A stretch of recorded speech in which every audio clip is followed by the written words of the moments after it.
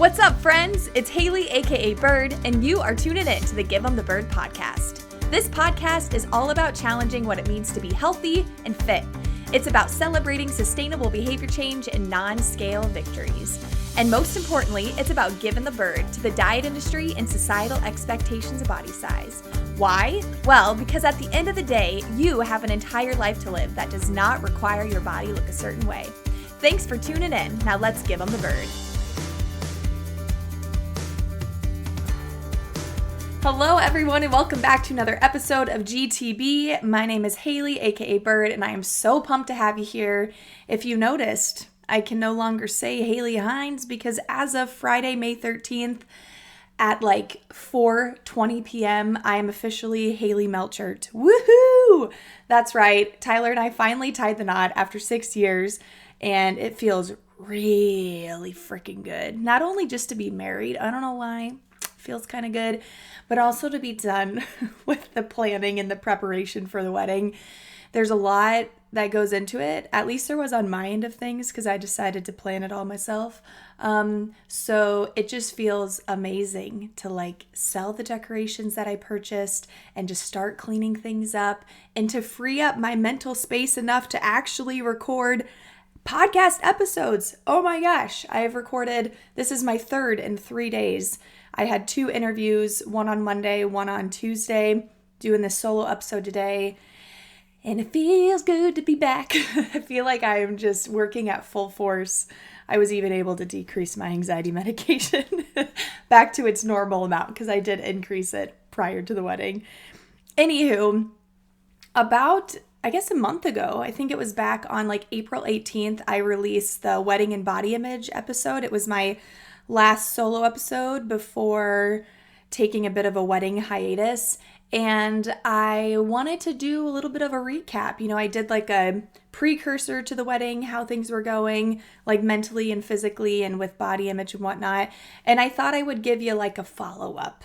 How did things land? How did things end up? Don't worry, this isn't going to be like my wedding advice to you. Absolutely not. I do have 2 pieces of advice that I was like, I'll share with people just because I think they align with GTB. But I really don't have like, I couldn't write a blog if I wanted to about wedding advice. My best friend and one of my bridesmaids, Bailey, I remember after her wedding, she had this like note on her phone, I think it was on her phone, that had a bunch of things to consider for future brides, knowing that she knew I was going to be getting married, our other best friend was going to be getting married, and that was really, really helpful. And I don't have that.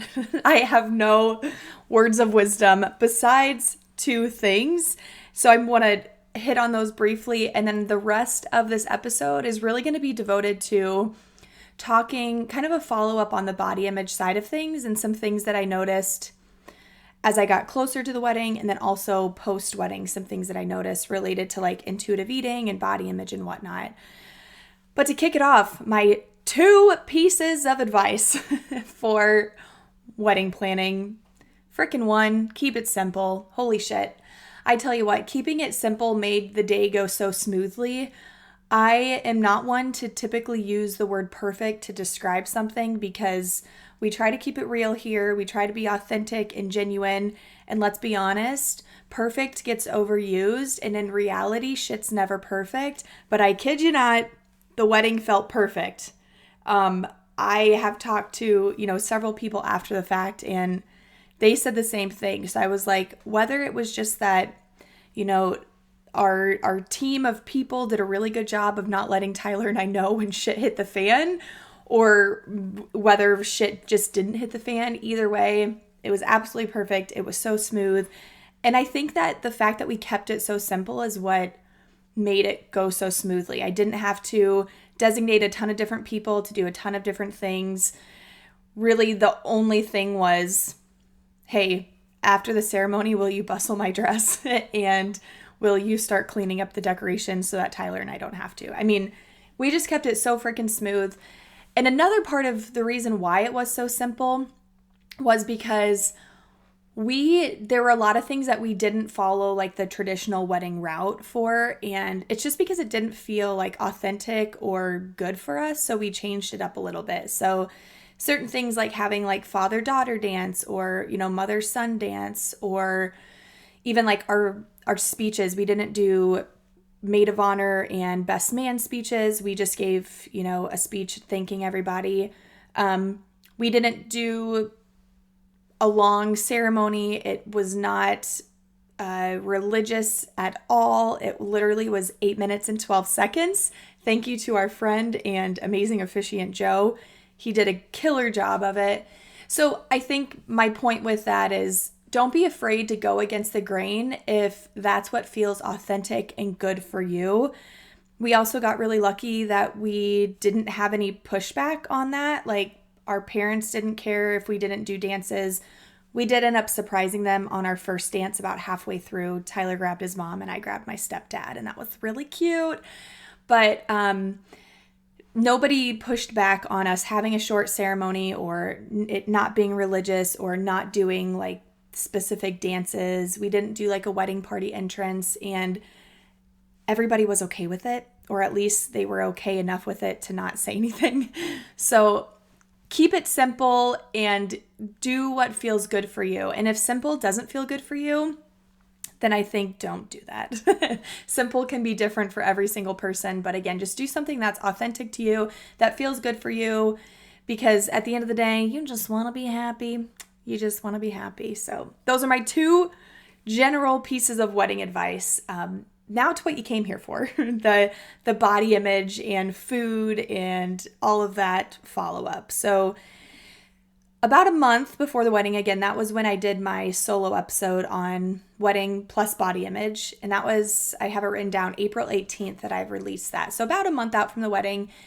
And if you go back and listen to it, you will hear that I really praised myself for not restricting. I felt really good about my relationship with my body and just where I was at in terms of finding the gray area with like wearing something like underneath my dress to kind of feel like held in a little bit. And I felt really good about like my movement and my food in terms of I wasn't pushing myself too far with exercise and I wasn't restricting with food.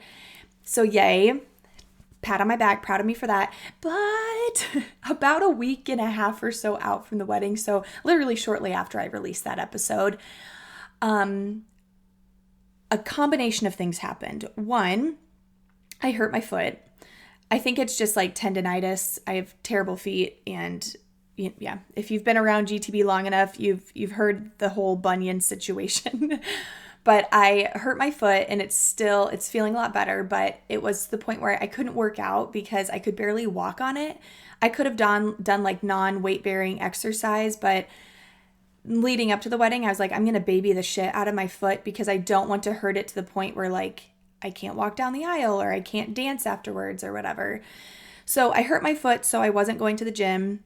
Not only that, but I ate out a lot, like a week or so before the wedding, because we had a couple different celebrations for work because it was the end of the year, and one of my coworkers, graduated with his PhD, and then I was getting married, and then we were just celebrating, the end of the year because we, again, follow an academic year since I work at a university. So there were like a lot of eating out situations there, paired with Tyler and I were just fucking exhausted.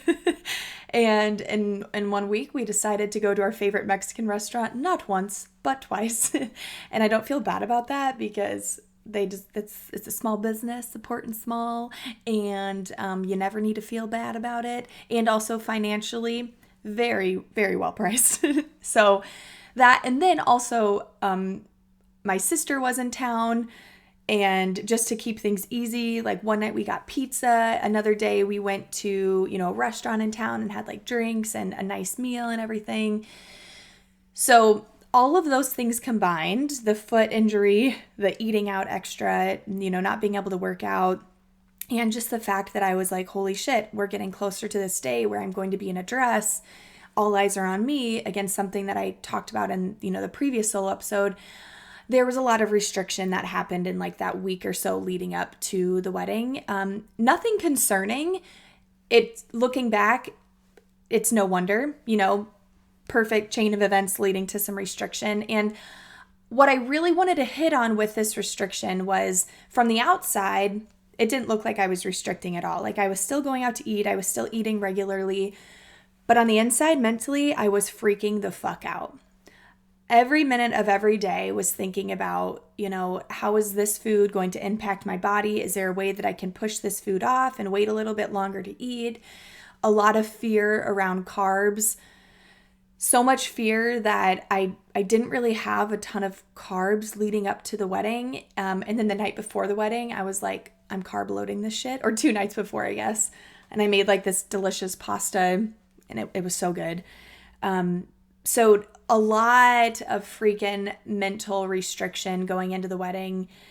And then the day before the wedding, like the rehearsal dinner, and then the day of the wedding, I was so anxious, you all. I could not freaking eat. Like, my bridesmaid Bailey was putting on, like my lips and everything. I made it sound like they were fake, like lip liner and lip gloss.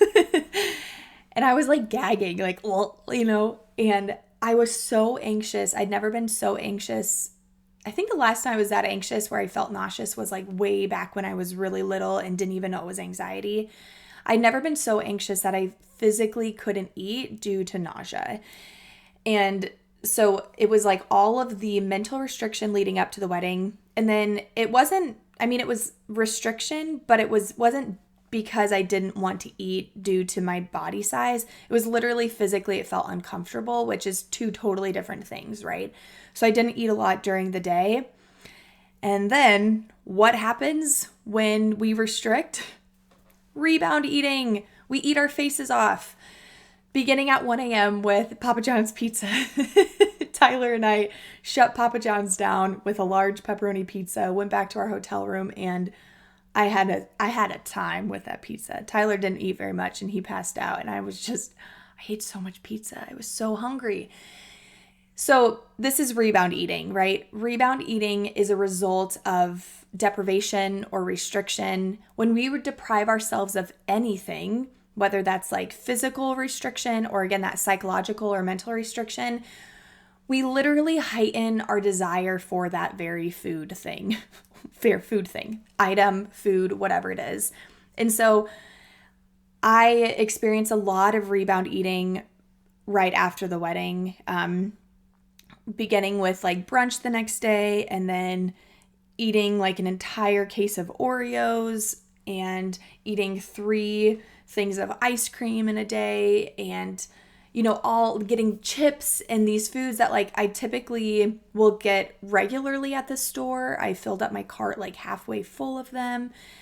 So a lot of rebound eating was going on, and it's no surprise. Again, there have been studies that show when we restrict something, it actually causes us to want it more. And we talk about this a lot on the podcast, right? Just this idea of, if you don't want to crave a food so much, keep it around and allow yourself to eat it, right? Because we see this with, you've seen the videos of kids with sweets. Like, you leave a bowl of M&Ms in front of them and you say, don't eat the M&Ms until I get back.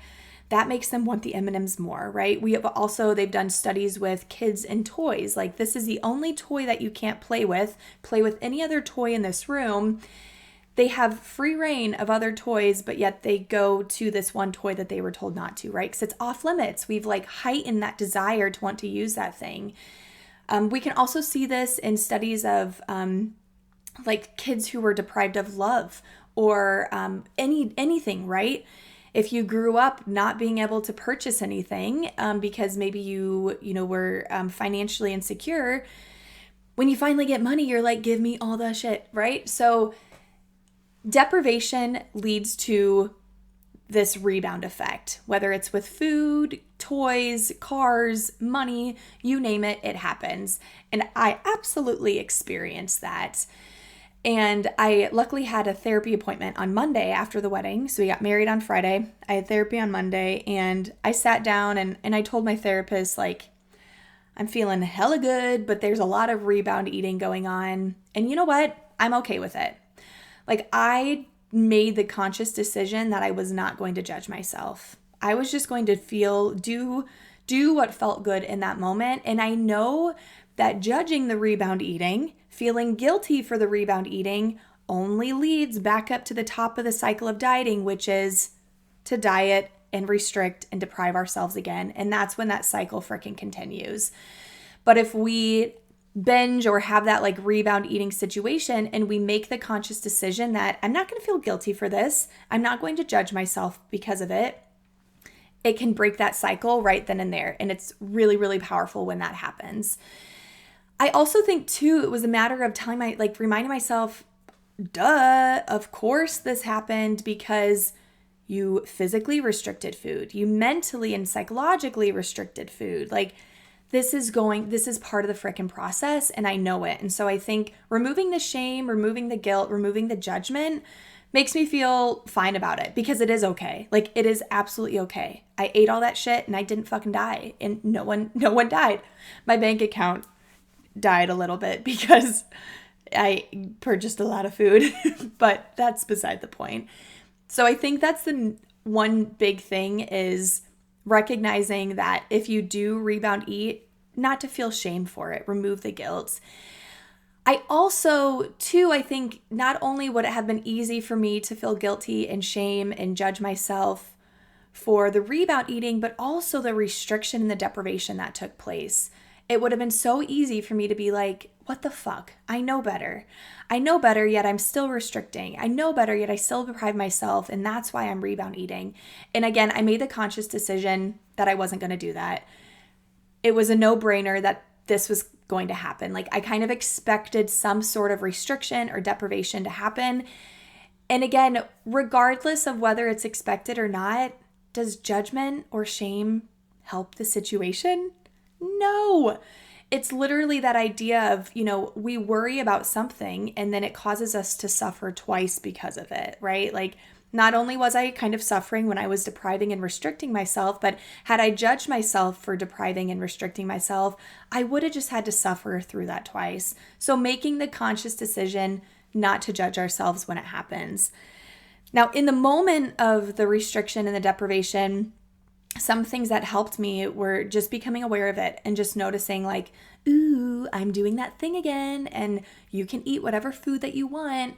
So I think that awareness and being able to notice and having that attunement really to like what our body needs and what we're feeling and experiencing, being aware of ourselves and our thoughts and our feelings are really powerful. And even if it doesn't stop the restriction, doesn't stop the deprivation, it at least makes us aware of it, right? Like, I'm doing this and I can decide that I'm going to stop doing it or I'm going to keep doing it and I'm going to be okay with it and I'm not going to judge myself later for it. So I think that's a big thing, is in these situations for me in my life, restriction, deprivation at this point and where I'm at with my body and with food and my relationships, it's somewhat to be expected, and that's fine. I'm not at a point where I'm going to expect myself not to do those things, but I am at a point where I'm making the conscious decision not to judge myself when I do it. And eventually, hopefully, I'll be at a place where I don't expect myself to deprive or restrict, but I'm not there yet. So I think, again, said it a zillion times, but making the conscious decision not to judge ourselves, not to shame ourselves for the restriction, for the rebound eating, and just treat yourself with some goddamn compassion, because whatever it was that caused you to restrict or deprive, it was probably a big thing, right? And take some of the pressure off yourself. Like, show yourself some compassion and some love, not shame, not judgment, etc. Now, when it comes to the key to avoiding rebound eating, because it's not ideal, even if we don't attach the judgment and the shame to it, which most people do, it's not common to be compassionate towards yourself with rebound eating.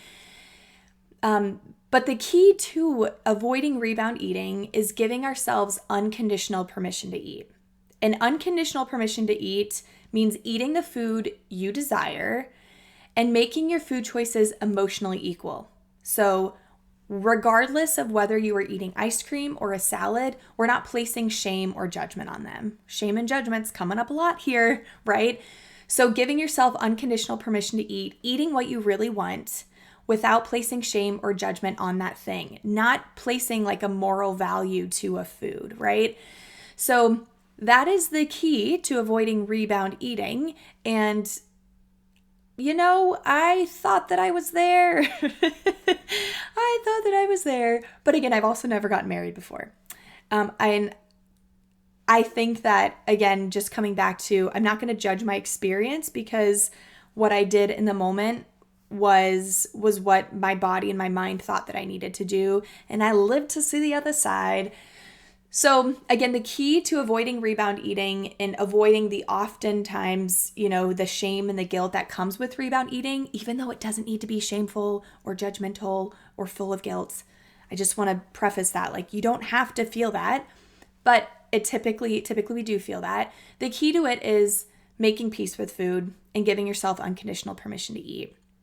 Now, there is a lot that goes into that. It's not just like, enjoy this 3-step process and bada bing, bada boom, you are peace. Like, you are free. There's a lot that goes into it, but I think if you can at least know what it looks like and know what leads to the rebound eating and how we can eventually, get to this place where we're not rebound eating and we're not experiencing a lot of deprivation and restriction leading up to certain things, that feels really good, right? If we can just at least know that there is a way around it. I could go into all the nitty-gritty of how you make peace with food. However, an exciting announcement is that I am creating a course that is going to be released at the end of summer that is going to include support and help in the steps to make peace with food, among many other things, I think. So it's harder than just a podcast episode, I think, to help you make peace with food. There's a long list of things that you really have to dive into and uncover and challenge and try and experiment with. But know that it is possible to make peace with food. Now, making peace with food and giving ourselves unconditional permission to eat, I think myself, I'm a prime example of, even when we think we've got it figured out, we're not always going to have it figured out. Like, I often think when it comes to intuitive eating, which is where this idea of like making peace with food and giving ourselves unconditional permission to eat stems from, that's where it all comes from, intuitive eating. I think sometimes, intuitive eating comes across as this like, become an intuitive eater and life is great and you're never going to struggle again. And that is bullshit. Like, let's keep it real. Let's be genuine and authentic. That's bullshit. It's not all like rainbows and butterflies on the other side. And I've said this once and I will probably say it a zillion times again. It's impossible. It's nearly impossible to become an intuitive eater or, make peace with food or honor your hunger or challenge the food police, whatever it is that you're working on in regards to intuitive eating, and be in that place all the time, because there are so many external forces who are telling us to do otherwise, right? So even in my situation, I thought that I had made peace with food and I learned that, I'm going to go back to the drawing board a little bit, and that's fine because it is a lifelong process and there's constantly new things to learn, both about intuitive eating, but also about myself. Like, again, like I said, I've never been married before. So now I know that when it comes to marriage, some of these things are heightened. Some of this like tendency to deprive or restrict, those things are heightened. And the make peace with food is lessened a little bit. And there's less peace and there's more restriction involved. And that's okay. So just know that this process takes a lot of time. I will be releasing an upcoming course towards the end of summer that can help you in this journey, along with many other things. However, I think a first step that you can take, and again, it's not like a 10-step process, but like a first thing that you can try out is to have the food around. Keep your forbidden food around. Why? Because we know that deprivation and restriction leads to rebound eating. When we deprive ourselves of anything, we heighten our desire for that thing. All right? So keep the food around. It doesn't have to be the scariest food possible for you, right? Like it doesn't have to be the Oreos or, the refined carbs. But what's something that you can keep, that you can have and keep around? And just allow yourself to know that, okay, this food is always going to be available to me. If I want it now, I will eat it now. If I want it later, I can eat it later. And just notice how that desire and that craving and that drive to eat all of it might diminish a little bit. Now, it may not work right away. I recently worked with a student in regards to this. Granted, they are in recovery for an eating disorder. And they said, I did the thing. I went out and I bought the food and I ate the entire bag in one sitting. And so the next day I went out and I bought the food again and I ate it all in one sitting. Like, when am I going to make peace with food? When is having the food around going to decrease my drive to eat it all? It takes time. Not to mention that it's not as simple as going out and getting the food and keeping it around. There's so much more to the process. And if we haven't properly learned how to honor our hunger and our fullness, and if we haven't learned the importance of having satisfaction and food being a satisfying thing, it's going to be a whole heck of a lot harder to make peace with food. But a first thing you can do is to go out, purchase the food, keep it around, and just notice how that craving, that desire, that drive to eat that food might, huge asterisks around might, it might diminish a little bit. So getting curious about what that feels like for you when you keep that food around. I hope this was helpful, talking about, the wedding recap and, the deprivation and the rebound eating that came as a result of it, and the importance of not judging or shaming yourself. I hope that hearing my experience was helpful for you all. I love you all so much. Thank you for being here for the wild ride that is GTB. So excited to be back behind the mic, and I cannot wait to share some of the upcoming episodes that we have. Thanks for tuning in to another episode of GTB. If you're enjoying this podcast, feel free to head on over to Apple Podcasts and rate, review, and subscribe. You can also share this podcast on Instagram and tag me at Give 'em the Bird Podcast. I will see you back here next week for another episode, but in the meantime, go give 'em the bird.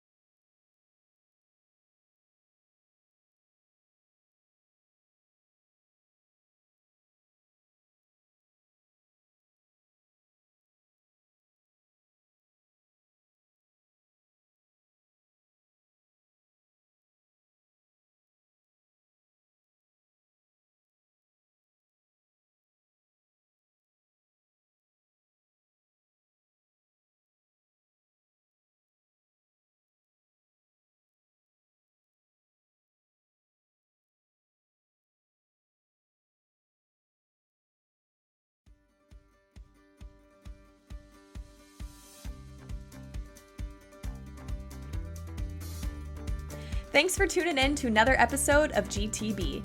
If you're enjoying this podcast, feel free to head on over to Apple Podcasts and rate, review, and subscribe. You can also share this podcast on Instagram and tag me at Give 'em the Bird Podcast. I will see you back here next week for another episode, but in the meantime, go give 'em the bird.